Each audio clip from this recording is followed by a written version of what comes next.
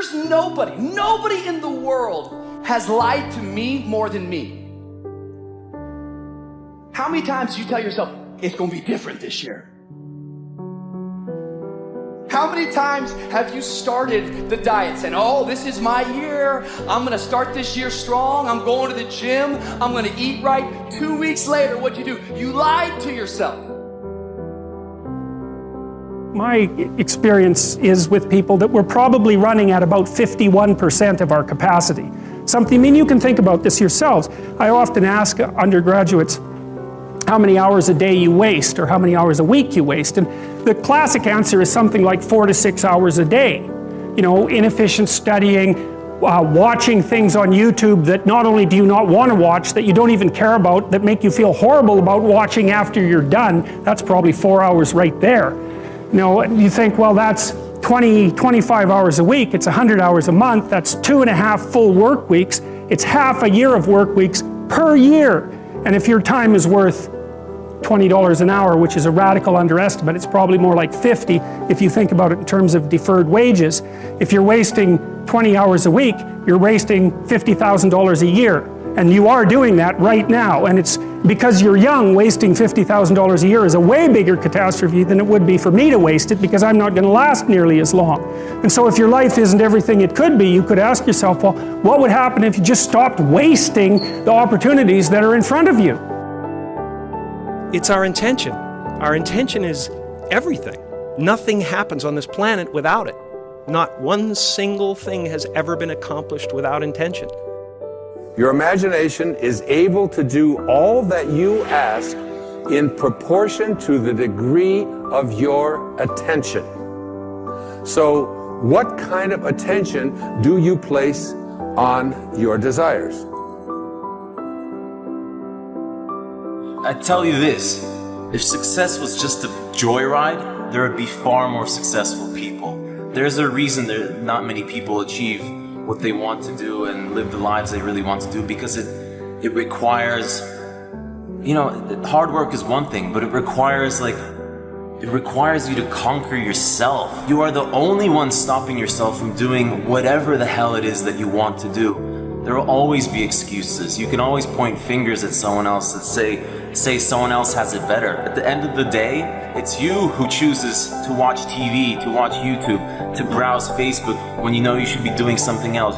Close those browsers. Turn the TV off. Go do something that you normally wouldn't. Start leading an unusual life. Don't fall into your patterns, your lazy habit. You gotta keep breaking the pattern, the routines, keeping things on the edge, changing your surroundings, always kind of like figuring out how to resist that urge to just like settle down and sit your ass down and lay down on the couch and just mindlessly watch Netflix. You're not a procrastinator. You have a habit of procrastinating. Big difference. Because if it's a habit, I can teach you to use science to break it. You see, all habits have 3 parts. There's a trigger, and in the case of procrastination, the trigger's always stress. Then there's a pattern you repeat, and in the case of procrastination, it is to avoid doing something. And then there's a reward. You get a little stress relief. The only way to break a habit, you guys, is not to deal with the triggers. You're never gonna get rid of the stress in your life, but you can 100% change your pattern of avoiding work. So next time that you're in a situation where you feel yourself hesitate, you spent way too much time checking out the highlights from last night's scores, what you're gonna do is you're gonna go, oh, I must be stressed out about something. Acknowledge the stress. Then go 5, 4, 3, 2, 1. I want you to count to yourself because I want you to interrupt the habit that's stored here, and I want you to awaken your prefrontal cortex. Then I want you to just work, just for 5 minutes. The reason why I want you to only work for 5 minutes is because your problem isn't working. It's the habit of avoiding. I just need you to start. And here's the other cool thing. We know based on research that if we can get you to start, 80% of you are going to keep going.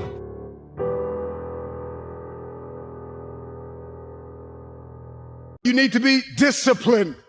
The future is very expensive, and only those who are carriers of discipline can inherit the future. I need you to stay motivated. I don't care if you have to listen to me 1,000 times. I need you to stay motivated. And I need that motivation to mature into discipline. The thing about self-discipline is that it is necessary. It's very, very hard to remain consistent because you tend to resist, because the discipline is coming from somewhere else. Anybody who's working you out, your teachers, your trainers, your people, they have to train you to get out of your life. Do your own thing. Practice self-discipline. Don't allow yourself to get caught up in other people and putting your happiness in somebody else and finding purpose in something else. Once you're on the path to becoming, then you can find real happiness. Discipline is not punishment. It's not. You gotta know the purpose. And why do I want this?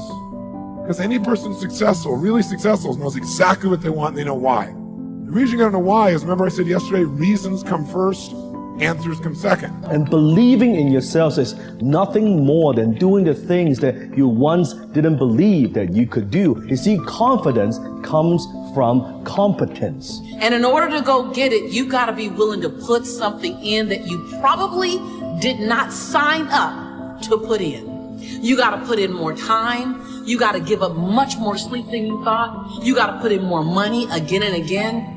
No one talks about that it's going to take me so much longer than I thought.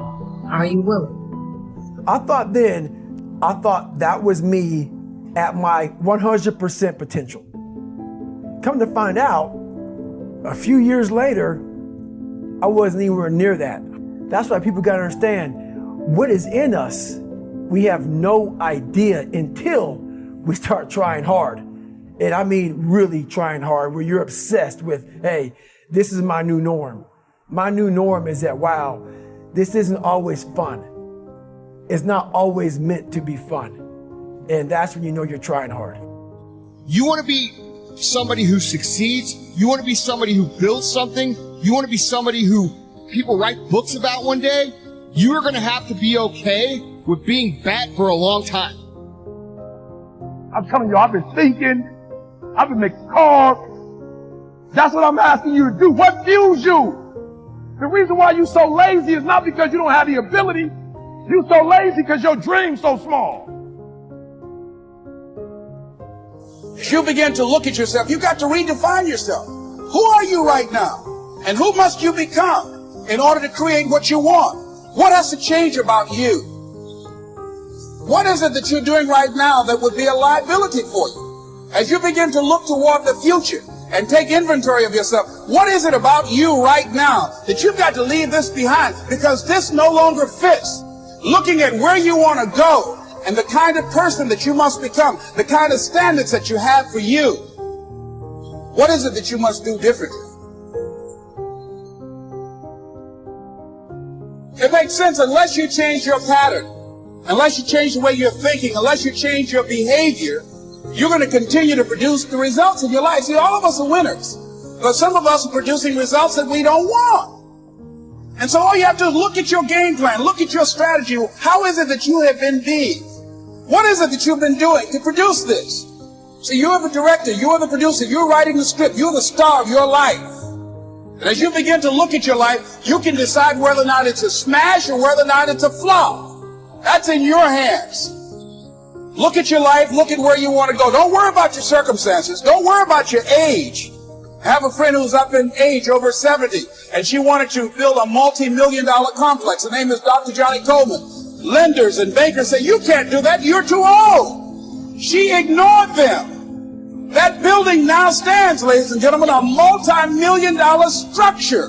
But there are a lot of people who would have listened to that. There are a lot of people that would not have even gotten to that point. They would have talked themselves out of even going down to the bank to ask for it. Because they've already said no to themselves. See, it's time now. If you want to make this your decade, you've got to start saying yes to your life. You've got to start saying yes to your dreams. Yes to your unfolding future. Yes to your potential.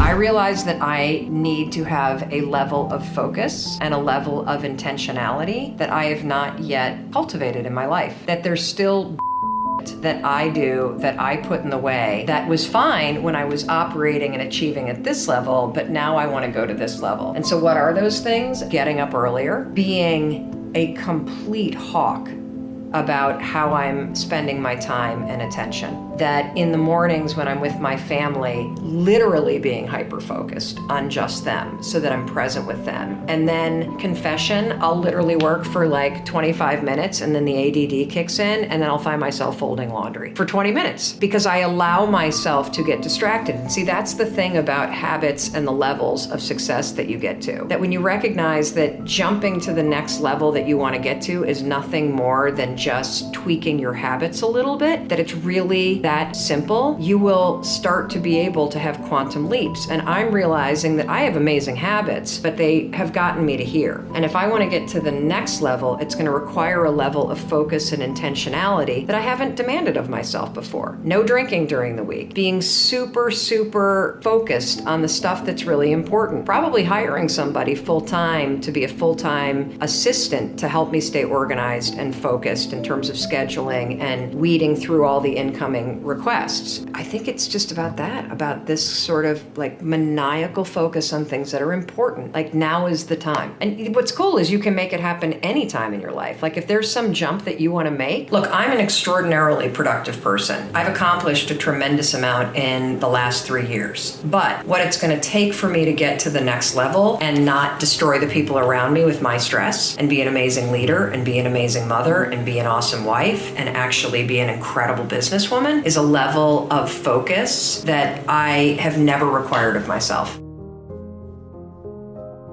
So a group of really brilliant psychologists in the field of expertise research have sat down and tried to figure out how long do you have to work at something before you become really good, right? And the answer seems to be, it's an extraordinarily consistent answer in an incredible number of fields, and that is you need to have practice, to have apprenticed for 10,000 hours before you get good. So every great classical composer, without exception, composes for at least 10 years before they write their masterwork. Mozart, 10. Mozart is composing at 11, but he's composing garbage at 11. I mean, he doesn't produce something great until he's 22 or 23. Concerto number 9, I think, 271. If I asked you, how long did it take you when you were doing this job before you felt comfortable and good at what you were doing? 10 years at least. 10 years, yeah. Same with me. I mean, it's an incredibly consistent finding, and it's really important because it says that we are far too impatient with people. When we assess whether someone has got what it takes to do a certain job, we always want to make that assessment after 6 months or a year, and that's ridiculous, you know? The kinds of jobs we have people do today are sufficiently complex that they require a long time to reach mastery. And what we should be doing is setting up institutions and structures that allow people to spend the time and effort to reach mastery, not judging them prematurely.